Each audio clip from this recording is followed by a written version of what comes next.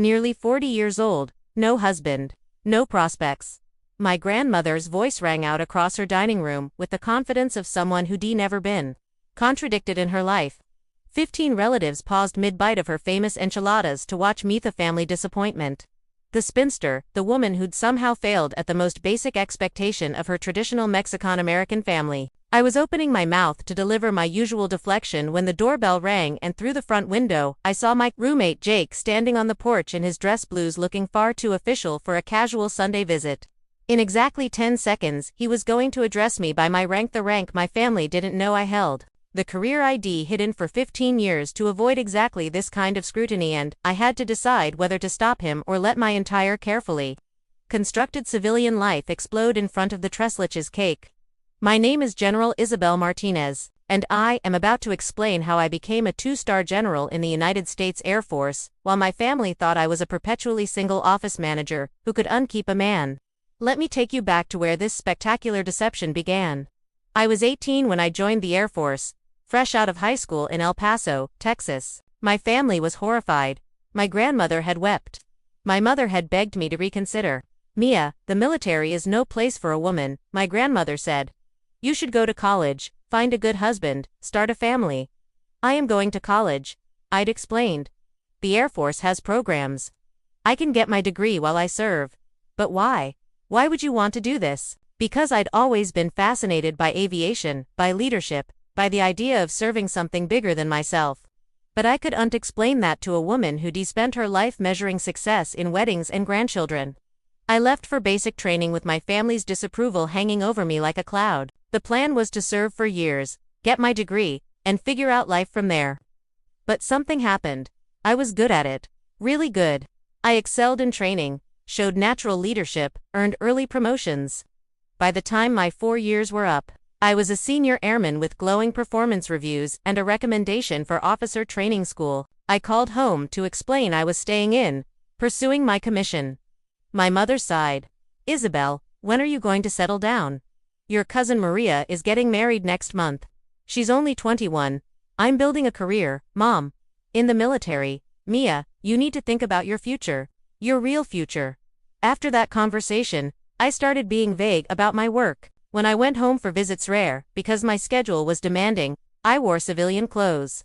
Avoided military terminology, downplayed my accomplishments. "What exactly do you do in the Air Force?" my aunt would ask. "Administrative work, mostly. Logistics and planning." Technically true. I was a logistics officer, coordinating complex supply chain operations. I just didn't mention I was managing multi-million-dollar budgets and leading teams of 50 people. I got my bachelor's degree, then my master's. I was promoted to captain at 25, major at 29. Each promotion came with more responsibility, more authority, more respect in my professional life, and more disappointment from my family, who saw the years passing without a wedding. "Isabel is married to the military," I heard my grandmother tell someone at a family party. Not as a compliment. By my early 30s, I'd stopped trying to explain.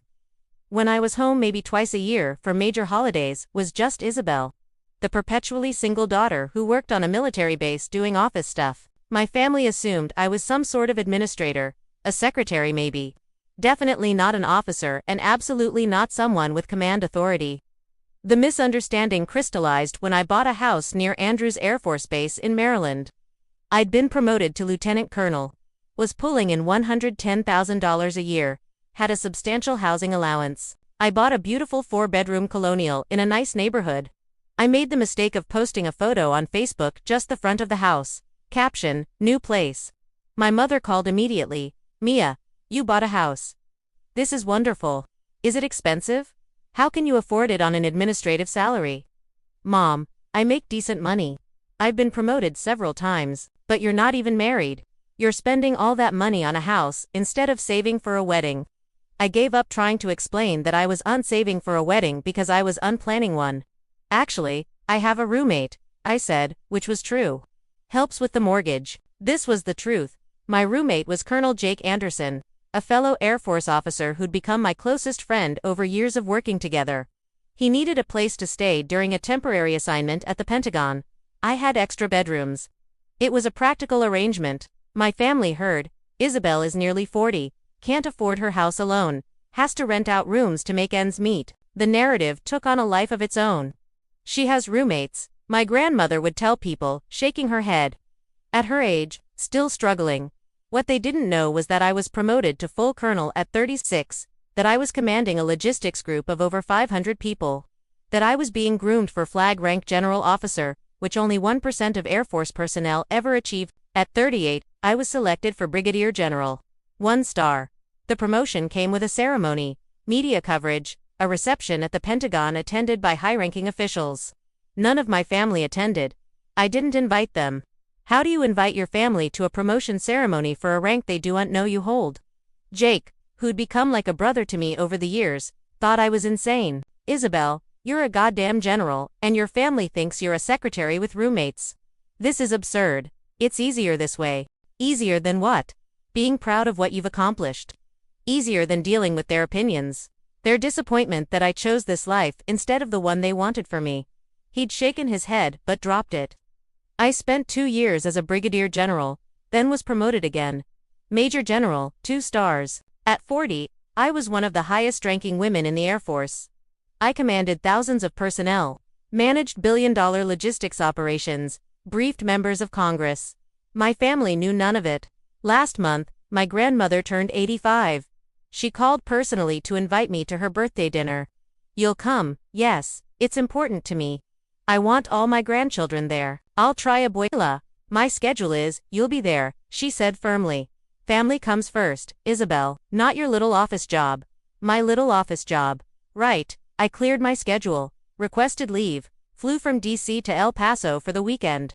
The party was at my grandmother's house, the same house where I'd grown up, where family gatherings had always meant scrutiny and unsolicited advice. I arrived in jeans and a simple blouse, my hair down, no indication of my actual profession. I looked like any other 40-year-old woman coming home for a family dinner. My grandmother hugged me, then immediately, "You're so thin. Are you eating? Is that roommate of yours feeding you?" "I'm fine, abuela. No husband yet." "No, abuela." She sighed dramatically and moved on to greet other arrivals. The dinner was exactly what I'd expected. 25 relatives crammed around my grandmother's extended dining table. Plates piled with her famous cooking, conversations flowing in English and Spanish. My cousin Maria, who'd married at 21, now had 4 children. She was 7 years younger than me and loved reminding everyone of it. "Isabel, you look tired. Is work stressful?" "Sometimes." "What is it you do again?" "Something with paperwork. Logistics coordination." "That sounds complicated. Do you have to file a lot of things?" I smiled. "Something like that." My uncle Pedro, 3 beers in, decided to share his wisdom. "You know, Isabel, it's not too late to find someone. 40 isn't that old anymore. My friend's daughter got married at 42. "That's good to know," I said mildly. Then my grandmother tapped her wineglass for attention. "Here we go. I want to say something," she announced. "I'm 85 years old today, and I'm grateful for my family. Most of my grandchildren have made me proud. They've married well, given me great-grandchildren, built good lives." She looked directly at me. "But I worry about Isabel. Nearly 40 years old, no husband, no prospects, still living with roommates because she can't afford a house on her own, still working that little office job on the military base." The table went silent. Everyone was looking at me with varying degrees of pity. "Mia, I love you," my grandmother continued, "but I wish you defocused more on building a real life instead of wasting your time in the military. Now you're getting old, and what do you have to show for it?" I felt my face flush. 15 years of hiding, of deflecting, of letting them believe whatever they wanted, it was all building to a response I'd never planned to give. I opened my mouth, unsure what would come out, when the doorbell rang. My mother went to answer it. Through the archway, I could see Jake on the porch in his full-dress uniform, Air Force blues, rows of ribbons, Colonel's Eagle insignia gleaming. "Oh no, can I help you?" my mother asked, confused by the uniformed officer at the door. Jake smiled politely. "Good evening, ma'am. I'm looking for General Martinez. I have an urgent message from the Pentagon." My mother blinked. "I think you have the wrong house. There's no general here." "Isabel Martinez," Jake said. "This is the address I was given. That's my daughter, but she's not a general. She works in an office." Jake's expression shifted to confusion. "Ma'am, with all due respect, Isabel Martinez is a two-star general in the United States Air Force. I'm her colleague, Colonel Anderson. May I speak with her? My mother turned to stare at me, her face pale.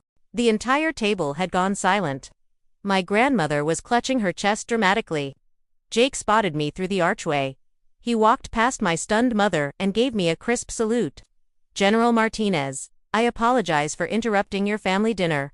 Colonel Henderson sends his regards and asked me to deliver these documents. He handed me a folder. They need your review before the Logistics Command briefing on Monday. I took the folder, my hands steady despite the shock on every face around the table. Thank you, Colonel Anderson, I said formally. I'll review them tonight. Also, General Jake continued. Clearly enjoying this more than he should, the Secretary of the Air Force's office called. They want to confirm your attendance at the Joint Chiefs meeting on Wednesday. Tell them I'll be there. Yes, ma'am. Another salute, then he nodded to my family. Enjoy your evening, folks. Sorry for the interruption. He left. The door closed. The silence was so complete I could hear my grandmother's clock ticking in the hall. My mother found her voice first.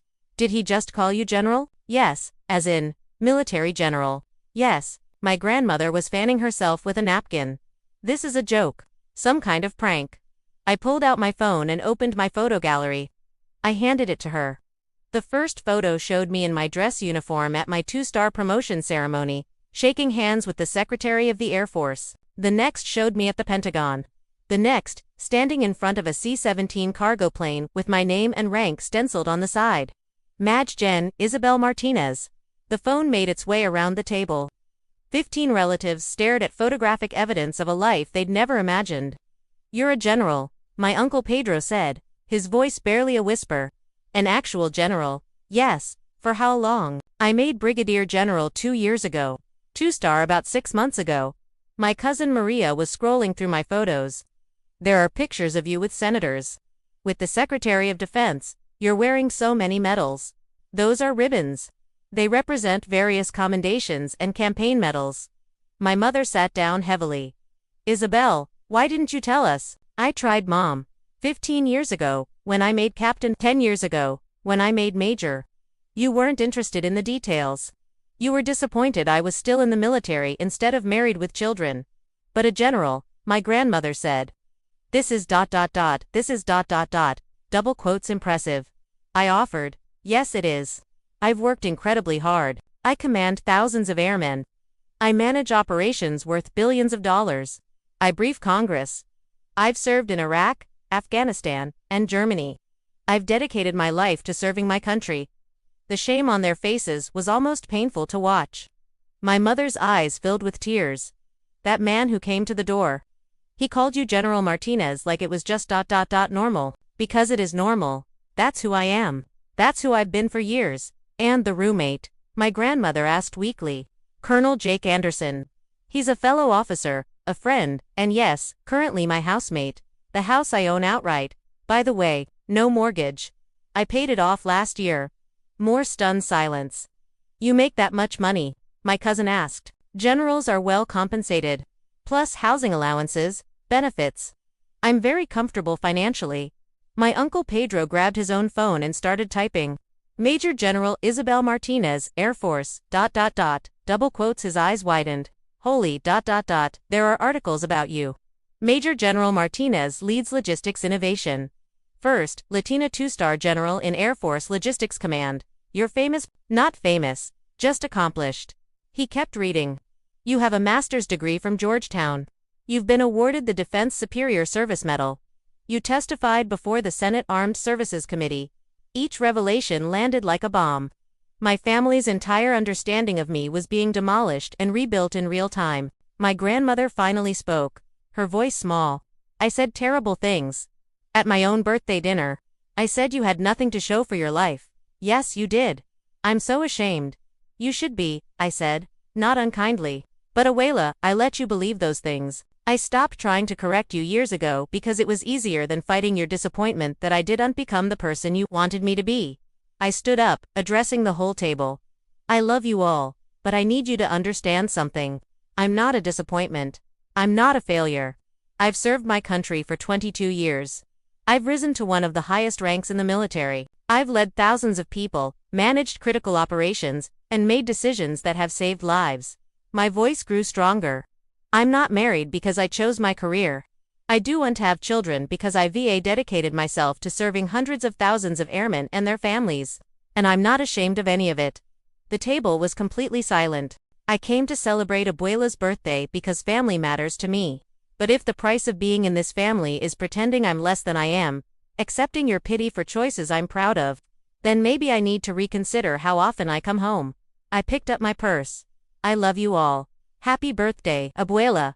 I'm going back to my hotel. My mother stood up. Isabel, wait, please don't go. Why should I stay? So you can keep telling me my life is empty.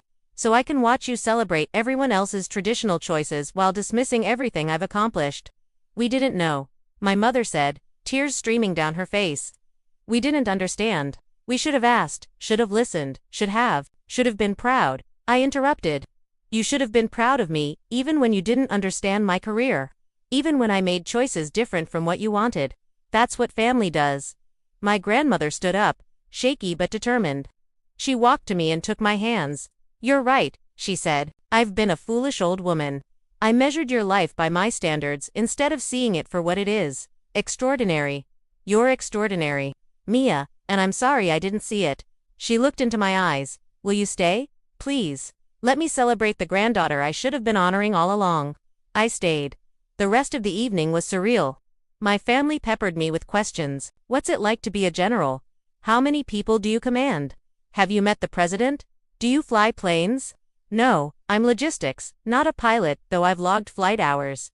They wanted to see more photos, hear war stories, understand what my day-to-day life looked like. My cousin Maria's husband, who'd been silent most of the evening, finally said, I'm Air Force too. Been enlisted for 8 years. I couldn't believe I've been sitting at family dinners with a 2-star general, and did I know it? What's your rank? I asked.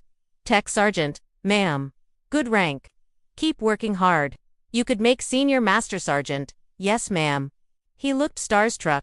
Before I left that night, my grandmother pulled me aside. When you were 18 and told me you were joining the military, I cried for days. I thought you were ruining your life.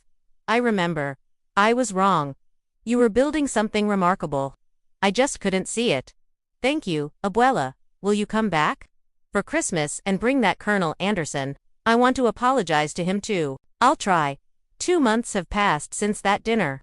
My relationship with my family has changed fundamentally. They call more, ask real questions about my work, show genuine interest. My mother framed one of my promotion photos and put it on her mantle. My grandmother tells everyone about her granddaughter, the general. She's insufferable about it, actually, but I'll take proud bragging over disappointed sighs any day. Last week, my family drove to D.C. for a ceremony where I received the Distinguished Service Medal. They sat in the front row, beaming. My grandmother wore her best dress and cried through the entire thing. Afterward, at the reception, Jake found me. Your family seems different. They know who I am now. Makes a difference. Still think it was easier to hide it. I smiled. No. You were right. This is better. My name is Major General Isabel Martinez. I'm 40 years old. I'm a 2-star general in the United States Air Force, one of the highest-ranking women in military logistics. I'm not married. I don't have children. And I've stopped apologizing for it. I've learned that the people who truly love you will celebrate your success, even when it doesn't look like what they imagined. And sometimes, all it takes is a colonel in dress blues showing up at Sunday dinner to change everything. My grandmother still asks when I'm getting married. Old habits die hard, but now, when she does, she adds, though I suppose you're too busy running the Air Force to worry about that. Progress, I'll take it.